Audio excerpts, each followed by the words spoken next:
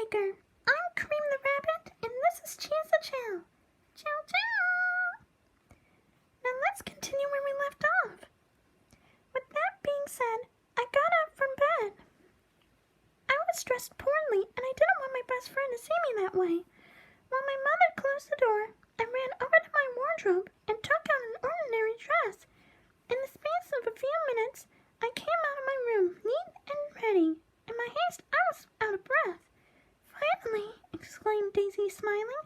I met Daisy in middle school, and ever since then, we were inseparable. She was a kind and generous person.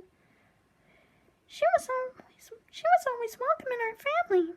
My parents appreciated her good manners, but what I loved about her, especially, was that she never asked me anything about my past. I was able to tell her about my amnesia in complete confidence. The day was nice and sunny, so we laid down in the garden under an old tupelo tree. We talked while sheltering from the sun in the shade of the tree. I brought some colored pencils and blank sheets of paper, and we both started drawing. Daisy felt tired immediately. She started picking daisies, put them in her blonde hair while she gossiped about Louisa, a girl who lived for being the center of people's attention. While my friend was talking, I listened to her and kept on drawing without taking my eyes off of the sheet of paper. Who's that? She asked me suddenly, noticing the drawing. It was as if I fell asleep in that exact moment. I bent my eyes in front of the sheet of paper and felt rather confused about seeing a drawing repeated several times on the same character. I don't know. I didn't have the slightest idea on who he was. The clearest drawing showed a man wearing a black jacket with an extravagant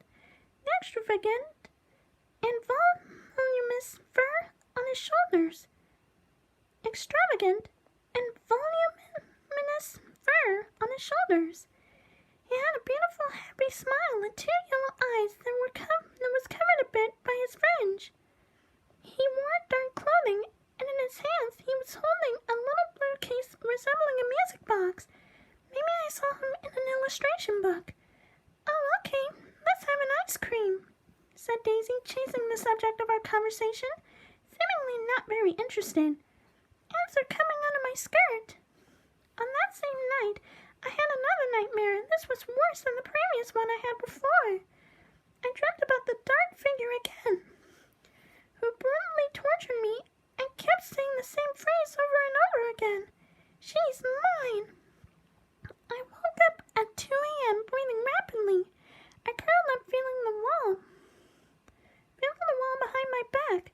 I put my hands over my face and breathed in deeply. It was a dream, just a dream, I whispered. Then I looked over at the bunny next to me, which was looking back at me with his black eye, and with an irritated glance, I threw it on the floor. Since that moment, I started sleeping with that thing. My dreams had turned into meaningless nightmares. I turned around to rest my legs, and in that moment, I touched something with my foot. I elevated my gaze and noticed a doll sitting on my bed. At first, I was frozen in place. All I could do was stare at her. I didn't understand how she had appeared there. My mind started thinking back to my parents, who had given her to me as a present. Perhaps I didn't have a real thing for dolls, and to tell you the truth, her presence in my room bothered me.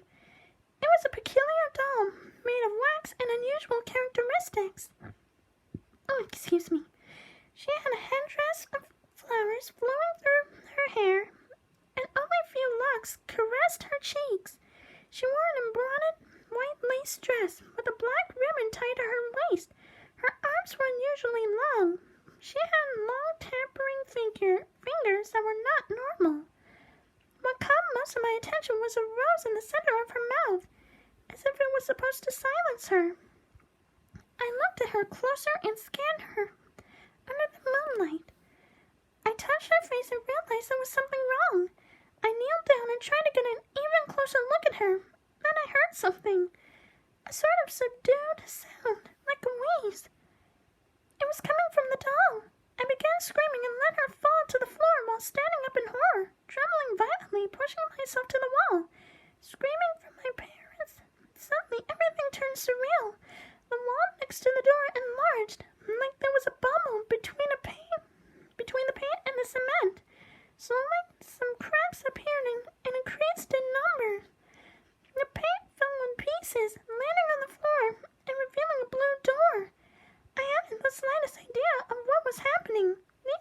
exist only in books or in our imagination. But in my astonishment, I felt something was going to come out that door. From the door, I see the same black hands I had witnessed in my nightmares. Aren't you happy about Daisy coming to visit you? Said the monster, standing on the threshold of the door. I didn't like her either, you know. She screamed a lot. Daisy? What she had to do with it?